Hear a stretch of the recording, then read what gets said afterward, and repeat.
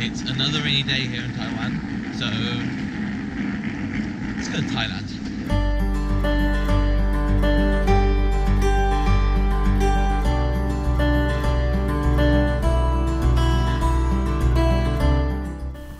In February 2018, I took a golfing trip to Thailand with my three buddies, Mark, Connor, and Danny. We were playing on the best courses in the Hua Hin area of Thailand, as well as enjoying the local restaurants, markets and bars. The whole trip was self-booked, so I'll run through some of the processes and costs involved over the course of the video. We landed at Don Muan Airport, where we were picked up by a car from HuaHinCarServices.com. There are a number of companies doing the same service, and they all seem to have very similar prices, around 2,000 baht for a car to take you from the airport to your hotel in Hua Hin.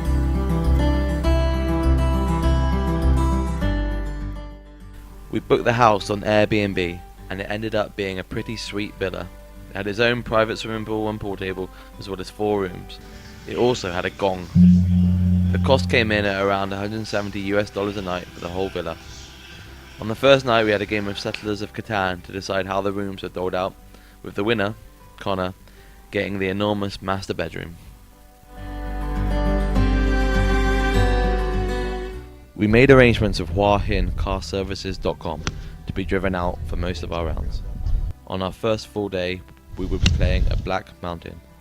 This course is the location of the Thailand Classic, first event co-sanctioned between the Asia Tour and the European Tour to be permanently based in Thailand, so it was a great experience to be playing on a professional level course. The fairways were like carpets and the greens, terrifying. Mark had an injured wrist and he ended up dropping out of the golf. So to make up the foursome, we were partnered with an 80-year-old Swiss guy called Christian. Just take a look at that swing. Mark was able to follow us on this round, and he was also able to convince the caddies to let him have his only swing of the trip here. A pretty sweet drive right down the fairway. It was also able to convince him that yes, his wrist was still injured. I've never known a man to enjoy winning as much as Mark. So as the best golfer of the group, it was a real shame for him to miss out on kicking our asses all over Hua Hin. After we finished, we had a little putting contest around the practice greens, and he was able to take some satisfaction there.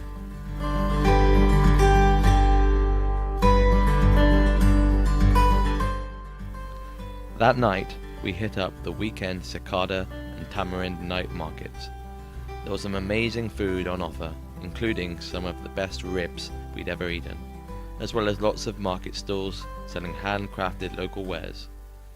It was a nice place to have a look around in, and a great way to finish our first day in Hua Hin.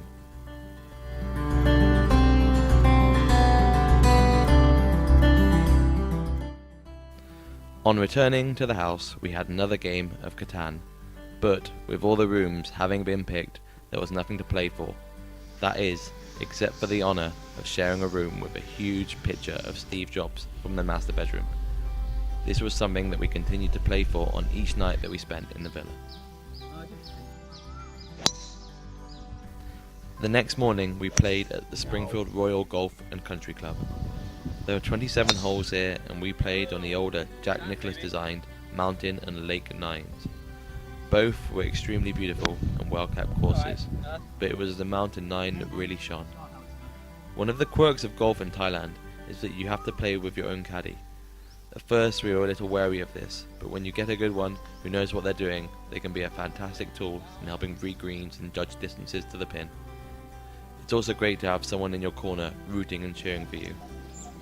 You're expected to tip around 250 to 300 baht for the caddy at the end of the round, but I found myself paying a little more, generally very satisfied with the service provided.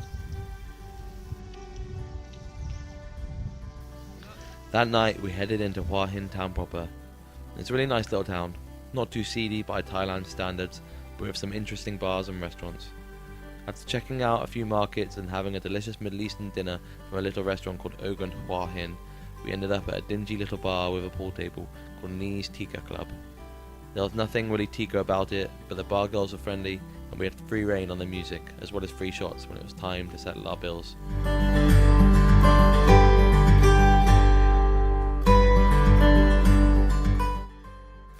The next morning, a rather worse for wear Connor and I slipped out for a round at Sea Pines, while Danny and Mark hit the beach. As it happens, Sea Pines, the only golf course in the area that plays right on the Bay of Thailand, was right behind the beach that they were at, so we were never really that far away. Oh, good. The Sea Pines course itself was a nice link-style course with open fairways and a strong breeze coming in off the sea.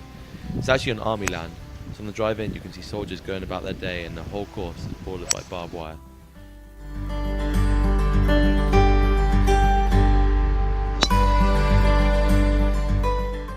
That night we had a meal from a local Thai restaurant near our villa before going to watch some Muay Thai at the Thai Boxing Garden in Hua Hin.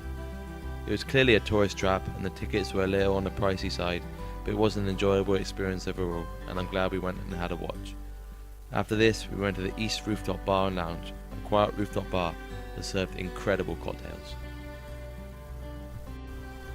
The final day of golf was played at the Banyan Golf Club.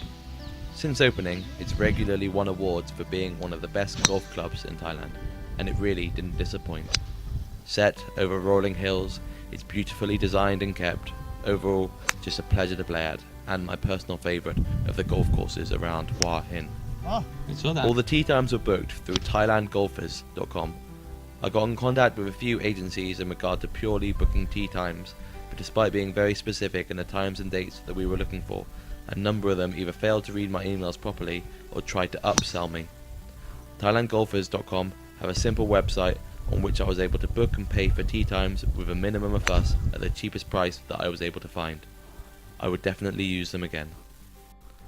On our final night in Hua Hin, we again sampled some local food before heading to the beachfront for a drink. The beach near our villa had relatively little nightlife to speak of, so we ended up stopping at a nice hotel bar overlooking the sea. They also had a little mini golf course, and so we were able to have a little moonlight putt around before heading back to the villa. The next day we took a walk to the beach in the morning and then spent most of the day in a taxi back to Bangkok. We had a 3 AM flight that night, so after dropping our golf bags at Don Muan Airport, we jumped on a bus and headed into the city to the famous Khao San Road night market. After hitting a few bars and having a few eats, it was time to head back to the airport for the red-eye flight back to Taiwan.